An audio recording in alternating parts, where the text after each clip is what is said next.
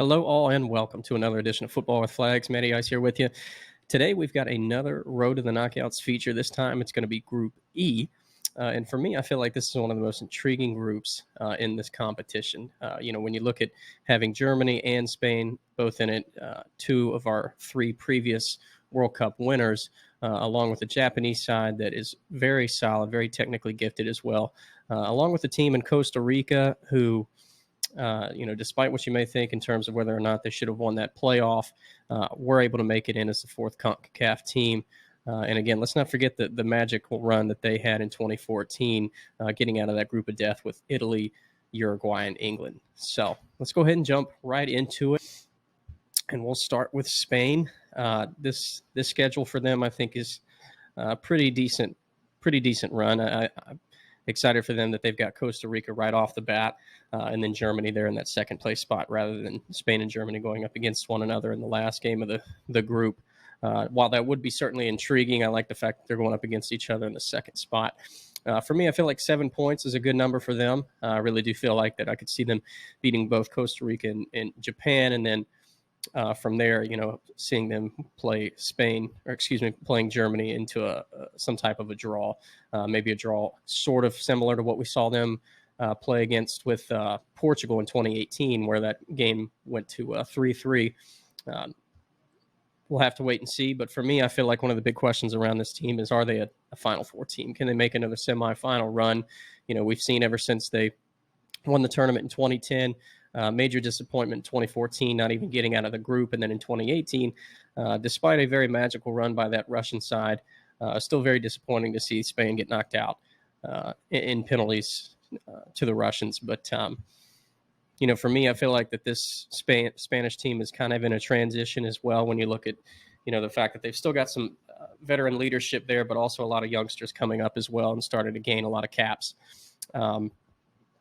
So for me, I feel like they're kind of like Mexico in a sense that, they've got, I would say, balance, but in a very unique position, considering that they've got some guys who have been there before and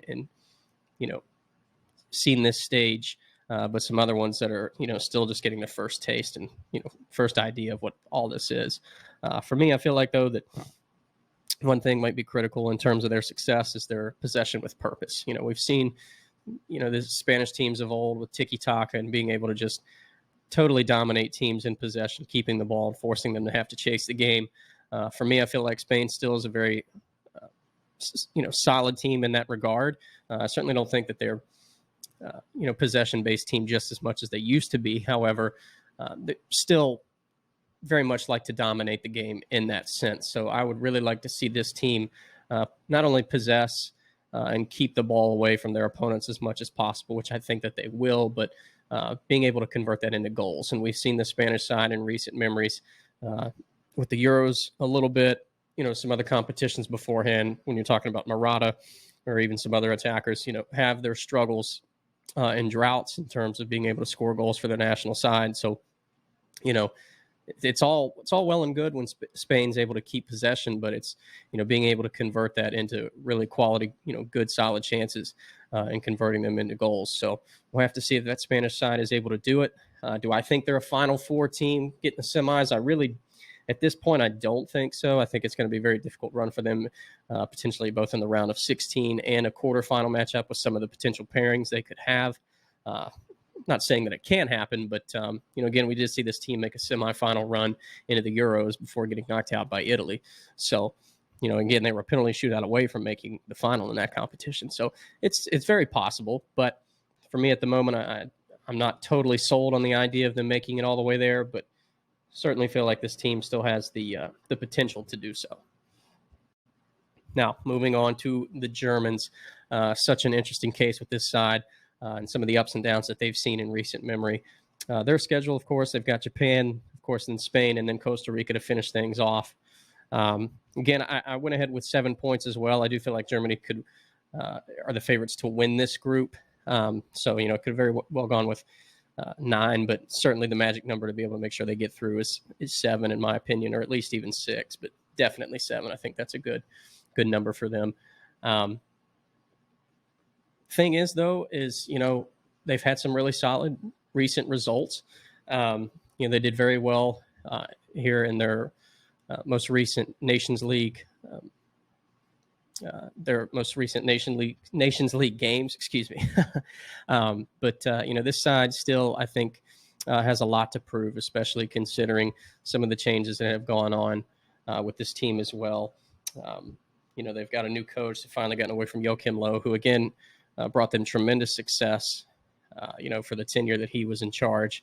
We saw how dominant they were in 2014 in Brazil, winning that title. But then, of course, to come back in 2018 and not even get out of the group with Mexico, Sweden, and South Korea was beyond disappointing in their eyes. And then to get knocked out by England, even if it was in Wembley, still in the round of 16 of the Euros last summer, was certainly pretty disappointing also. But again, I think that this side has a lot of attacking power. They scored a ton of goals in qualifying, and I really do feel like that is going to kind of separate them from Spain and the rest of this group, is their ability to, not only outpossess their opponents, but I think that even more so than Spain, create really good quality chances. I think this team is very hungry. They're able to poach goals as well. It's not just always through the flow of play or certain movements off the ball, but this side is just able to find the net when they really need to. And I think that that's going to be very important for this team because that was certainly a struggle that they had in 2018. And that kind of goes along with finding the balance in their play. I really think that, while this side still has Neuer, even though he's starting to age out a little bit, some new fresh blood that we've seen with this side, is along with a new coach as well, I think is going to hopefully bring, some more balance to this team. Especially, through their flow of play, through their back line, into their midfield, being able to control the game and the tempo, and into those that play, and go forward with them as well. And, again, forgetting to mention that with Spain, but I feel like both of these sides we could very well see play in a 4-2-3-1. I think that suits them both pretty well in terms of just being able to overload the midfield, keep possession, still allow their outside backs to get forward and their center backs to help suffocate and keep possession in their opponents' defensive half. But again, I just really feel like this German side has a lot to be excited about. Excuse me. They really do, I think, are poised to make a deep run in this competition. I just hope that recent results don't hurt those expectations in terms of that, their fan base feels like, despite, some good results in the Nations League as well as qualification and whatnot, that, even if they run through the September window and they hammer their opponents, that they don't go in, expecting, say, look, we're back to our ways of old. We're back to the old Germany. I think they still have certainly a lot to prove in order to, get back to what they once were. And, we'll see if that happens or not. I really do feel like this team has a good capability to make a deep run, could potentially win the tournament. But again, we'll see. I think consistency and balance in their play is going to be one of the biggest things to look at and remember when watching this team come November. Now, moving on to the Japanese, excuse my voice, oh my goodness. They have got a tough road for sure, both them and Costa Rica, but we'll start with them right off. Another team that'll probably could see them in a 4-2-3-1. They kick it off with Germany, then Costa Rica there in the middle, and Spain to finish it off. Now, for me, I feel like Japan, a magic number for them. I did put 4. Honestly, probably should have put that a bit higher. But I still feel like 4 could potentially get them through. I believe we saw them get through with 4 in 2018 with the fair play rule and those tiebreakers that it came down between them and Senegal in Group H. But for me, I feel like this team, it's really disappointing that they got put in this group because, this Japanese side, while it may seem conventional to just go ahead and pick Germany and Spain and get out of the group, I feel like that this team has a lot of potential in order to compete with those teams and potentially get out themselves. It's just a shame that we didn't get to see them maybe. And if that is the case, if that's what happens, it's just a shame that we didn't get to maybe see them in a different light or in a different group, kind of similar to what we saw in 2018, which was a bit of a blessing because that group was pretty wide open. But, again, if, we saw what they did with Belgium in the round of 16, playing a really solid first half against that side and then going up 2 goals, I believe inside like the first 10, 15 minutes of the second half. And unfortunately that all crumbled and came to a halt late in the second half, especially when Belgium scored that winner in stoppage time to pretty much the last kick of the ball to win it. But the thing about this Japanese team is, I really, I don't think they're going to beat themselves up.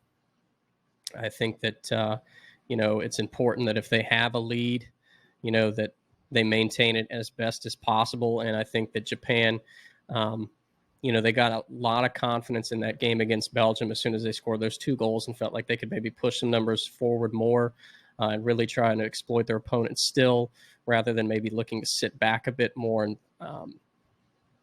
not go for it quite as much. But even then, you can argue the point that, when it was 2-2 and they had a corner there at the very end of the game, they were still trying to win it and keep themselves from going into extra time. But in the end, that was what pretty much totally screwed them over, because, Courtois picked up the corner, threw it off, and off went Belgium running the other way and to finish the game. So, I think it's very important for Japan just to keep that in mind, that if they do keep a lead, that, to maybe find a bit more balance or a little bit more security in their defensive play, especially if they do play in a 4-2-3-1. But, we'll have to wait and see. I think that a win versus Costa Rica is going to be vital. It's going to be so difficult to get points against Spain and Germany, but so, they really are going to have to pick up 3 to ensure that they stay relevant going into that final game of the group. But again, for me, Japan is such a good technical side. They really possess the ball very well too. And even though they may not have the same size as most of their opponents, again, I always find this team very intriguing, and I think that they are always going to give opponents some very difficult, tough, competitive games. So without no doubt, I'm not writing Japan off. It's certainly going to be very hard to overcome both Germany and Spain, or at least one of those two, to get out of the group. But just watch out for this Japanese team. They're not going to go down without a fight for sure, if that is the case and they aren't able to make it out of the group. But we will just have to wait and see with that Japanese side and what they can hopefully muster up. Moving on finally to the last team here in Group E, Costa Rica. A very emotional run there to beat New Zealand when it really didn't seem like they probably should have there in certain parts of that game. New Zealand played a lot better than I expected that they would in that intercontinental playoff to get them to this point. But Costa Rica, they very interesting side for sure. And again, we talk about the magic that they had in 2014. Still have some of those guys on this roster. When you talk about Joel Campbell, Brian Ruiz, Keylor Navas, the schedule for them is going to certainly be difficult. But again, I like the fact that Costa Rica and Japan both have the opportunity to play one another in that second game, and they're not forced to have to play, the 2 European powerhouses right away, and then go both into that final game against one another when their fate may have already been decided by that point. So I'm really glad that the schedule worked out that way for them. Certainly, they're going to have to try and reignite some of that 2014 magic. I think this group is just as difficult. Again, you can look at the teams that they had to play in 2014 with England, Italy, and Uruguay and say, no, that group was a bit more difficult. And you may be right, but still, this group is without question going to be so strong and so tough to overcome as well when you look at these two sides with Spain and Germany. And then again, don't cut any slack when you're talking about Japan either. This team is very solid, very capable of beating the Costa Ricans as well. For me, I feel like 4 points as well could be a magic number for them. They may have to squeeze out 5 potentially if they want to get through, and Keylor Navas is going to have to play on his head and make some incredible saves for sure, which we know he's more than capable of doing even at this age and point in his career. The only thing, I think one of the things that I'm a little concerned about with this team, though, is being able to control their emotions, not always continuously relying on Navas. He's going to have to be an important figure and make some incredible saves, but at the same time, Costa Rica is still going to have to stay hungry and look to score goals. And even though they're probably not going to have most possession of the ball, which they really didn't even have that much, it didn't seem like against New Zealand. So it's going to be very difficult to do so against these 3 sides. But I just hope that they don't get in their heads and they start allowing their emotions to kind of overcome their abilities, because we can certainly see that happen with Costa Rica every now and then, and watching that, through CONCACAF and other competitions as well, getting to see them more often than not. Just hope that this team doesn't put themselves in a tight squeeze at any point in terms of yellow cards or anything like that, or suspensions, that kind of stuff, because this team still has a lot of talent, and are certainly going to give everybody in this group a run for their money as well. It's not going to be a cakewalk either. They did struggle in 2018, but I feel like that this team has a bit of a resurgence, a bit of a newfound life, considering that they came off of that. We're really hoping to reignite that 2014 magic 4 years ago, and it didn't really happen. And I think just through the playoff and through how qualifying went and everything, and this Costa Rican side trying to get back to this point when it seemed like they might not even qualify there in the late stages of CONCACAF, the fact that they're at this point now should seem like a big blessing to them and an exciting time, because they did get a bit of a resurgence and a bit of new opportunity to try and come out here and make the most of themselves here in 2022. So we'll have to wait and see. Again, though, in our early predictions, we've got Germany and Spain getting out of the group, but not to say that I don't think Japan could.